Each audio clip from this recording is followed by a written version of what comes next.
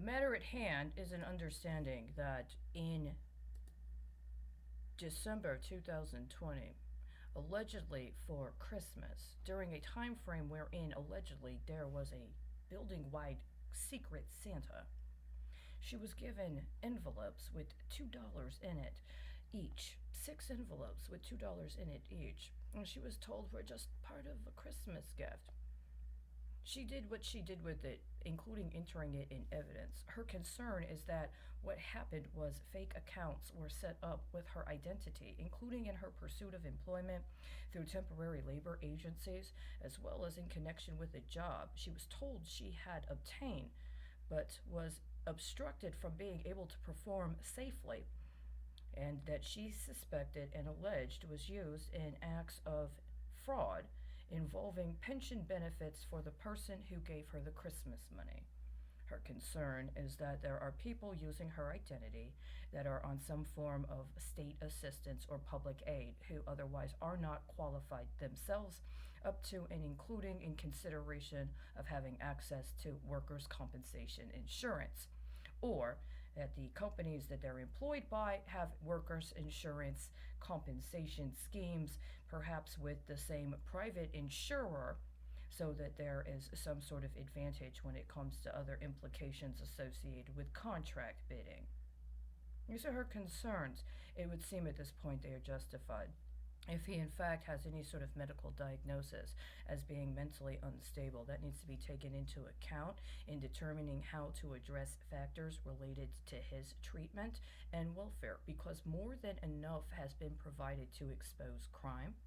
And if there is, in fact, any sort of effort to abuse her identity, including in efforts to acquire compensation for other people in acts of fraud involving the state or the federal government, then these are also crimes for which he is going to have to be held accountable. It is prudent to provide her with meaningful,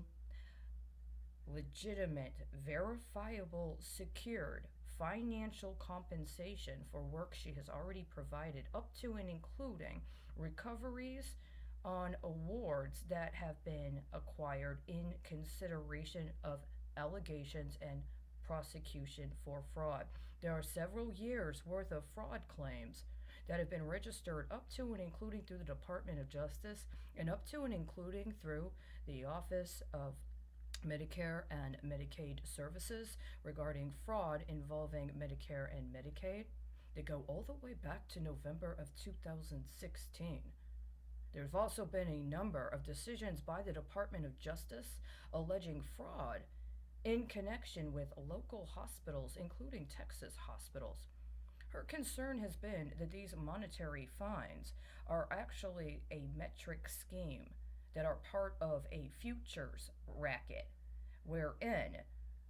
busts at certain levels are made, in particular named identifications, so that later that can be used as some form of risk leveraging by people that have gained priority through bribery, including of the judicial branch of government, and including in abuse of their former employment with federal law enforcement agencies or federal agencies, including federal agencies with whom they would have acquired enough time on the clock to be eligible for an employee compensation package after their retirement,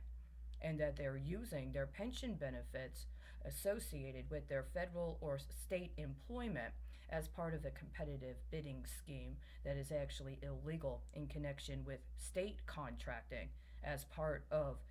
another round of pension racketeering that she alleges is connected to unconstitutional changes to the law, including unconstitutional changes to the constitutions of Texas, but also to the Constitution of Florida, in just the last 3 years since she has been attempting to report this.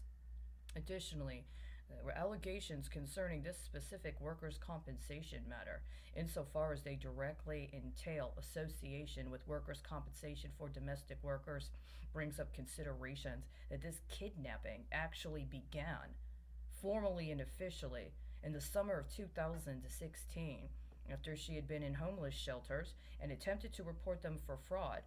had experienced reprisal, and then was offered what she understood at the time was a good faith effort to provide her with accommodations while she provided some domestic service to a particular person. She had need to contact the governor's office at that time in support of legislation that was set to go into effect,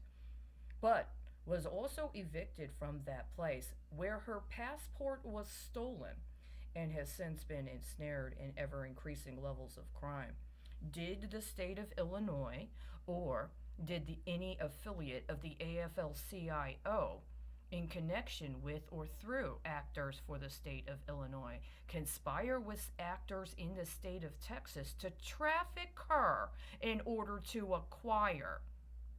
what the Texas Insurance Commission did in regards to workers' compensation for domestic service workers? Did they literally contrive and conspire to traffic her for 5 years so that they could get a kickback in the form of workers' insurance, workers' compensation insurance through the state of Texas? The question then becomes one of how does the state of Texas Board of Insurance, and its decisions in regards to that specific insurance scheme and that specific report impact any businesses that have either their headquarters or primary business situs in the state of Texas that provide insurance in other sectors? Now, these are very serious matters. These are beyond just a common law consideration. And in fact, they do involve serious constitutional questions. But there's absolutely nothing legitimate about continuing this ruse. She is asked repeatedly through formal and official channels in a manner that was appropriately comported relative to the context to be granted assistance in extrication from what is obviously an attempt to try to compel her to cooperate with illegal activities. This has been going on for more than 5 years. The failure to respond has had fatal consequences.